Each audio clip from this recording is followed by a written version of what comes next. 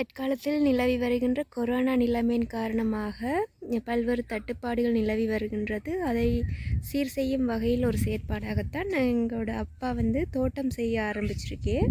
அந்த தோட்டத்தில் வாழை, வாட்டர்மெலன், கச்சான், மரவள்ளி இப்படி சில வெரைட்டியாக போட்டிருக்கிறேன்.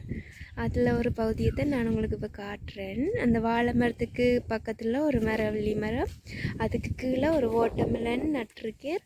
அது இப்போ தான் குட்டி குட்டியாக காய்ச்சிருக்கு. இதோ பாருங்க, தெரியுதா உங்களுக்கு?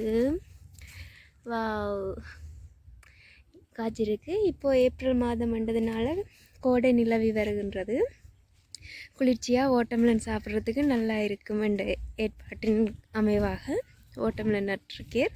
நீங்களும் பாருங்கவன், ஒவ்வொரு வாழை மரத்துக்கும் கீழே வாட்டர்மெலன் காய்ச்சிருக்கு. இப்போ தான் காய்க்க வலிக்கிட்டு குட்டி குட்டியாக போட்டிருக்கு பாருங்க.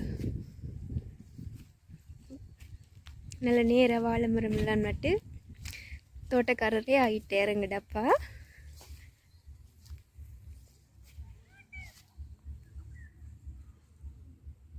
இதுக்கு கீழே கச்சான் போட்டு சாரி விட்டுருக்கேன்.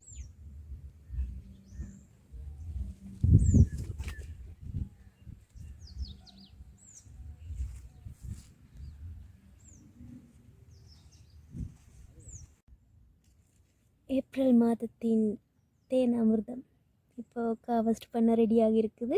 இதோ ஒரு வெண்டி காய்ச்சி இருக்குது. வாழைக்கு பக்கத்தில் சேர்ந்து ஒன்றா நிற்கிது.